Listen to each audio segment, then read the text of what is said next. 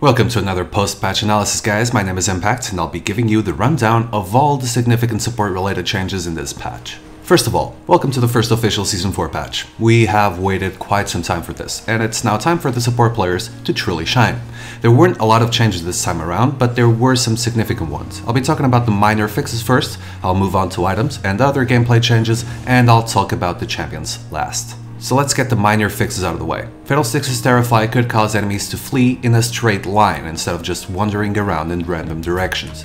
It could be a pain because casting Terrify on someone wouldn't be as impactful as you'd like it to be, but it should now be fixed. Nami's ultimate tidal wave was also slightly changed.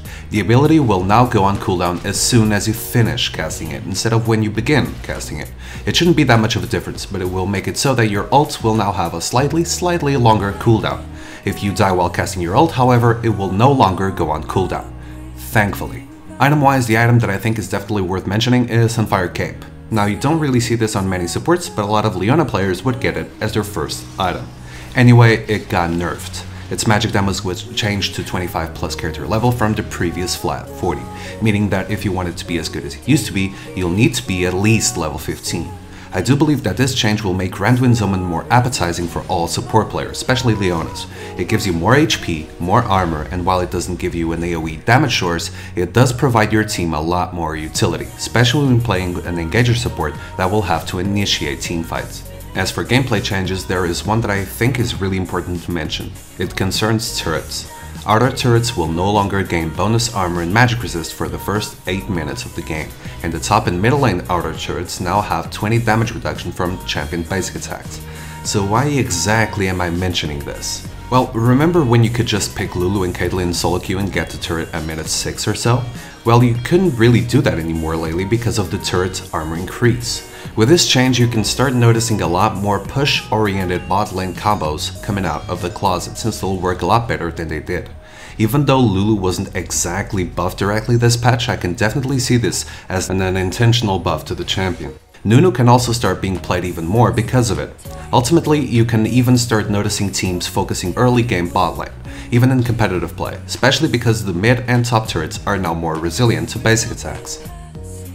And it's time for champion changes. First, let's talk about Annie. Incredibly strong champion when picked as a support. She has a lot of base damage, her auto attack range is enormous, her stun is incredibly reliable, and her cooldowns aren't that high either.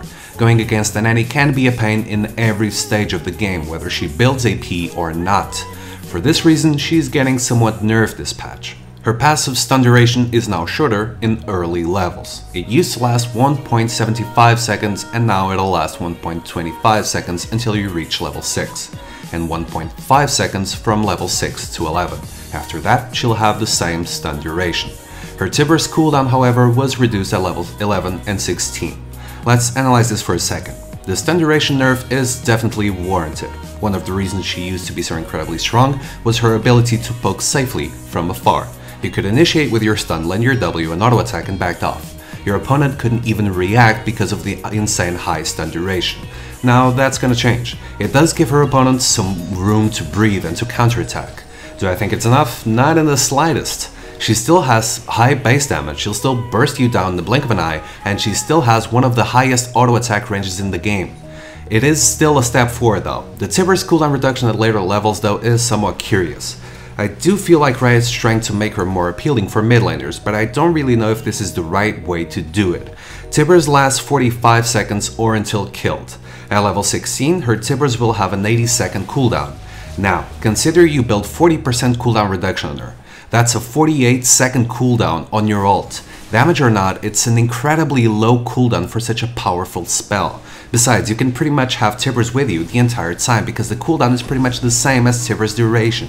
Bottom line is, Annie isn't as strong during the early game, but she's even more powerful during the late game. If you're playing against her, you need to play aggressive and use the stun duration reduction to your advantage. The further behind Annie gets, the higher chances you'll have of playing a safe late game. Secondly, Janna. Her ultimate was buffed. Again. It now begins channeling immediately upon activation. The channel duration was reduced by 1 second, but the heal per second was increased, just like the total heal amount. Riot is pretty much trying to buff what they call the cooler parts of her kit, even though it really doesn't help her that much. Janna has always been strong during the mid and late game because of her appealing and disengaged focused kit. Her problem is the laning phase. She falls into the poke support category because of her shield, which boosts the AD carry's damage, and because of her disengaging tools. The problem is, she's not that great by herself. If you compare it to a Zyra, for instance, they both have disengaging spells on their kits, and they both do pretty damn well during mid and late game.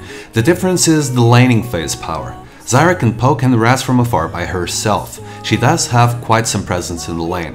Janna, on the other hand, doesn't offer as much. I do feel like the best way to make Janna picked more often is to buff her Zephyr with more range and damage. It would give her the chance to poke by herself, offer more lane presence for her partner, and still be good during the mid and late game. The Monsoon buff, even though well received, probably won't make you see a lot more Jannas in your games because her weak points will still be pretty obvious. And last but not least, Thresh, a Lantern buff. Thank you, Lord. It now shows indicator particles to nearby allies to make it more appealing for clicking, that is, and it now has a collision radius. So you can't really walk through it or even try to block it when an enemy is trying to click it. If you cast it on top of minions, they'll move aside. You can definitely say no one has an excuse for not clicking it now. His ultimate was also changed, and it does feel like a nerf. There is now a delay on the wall formation, a 0.75 second delay.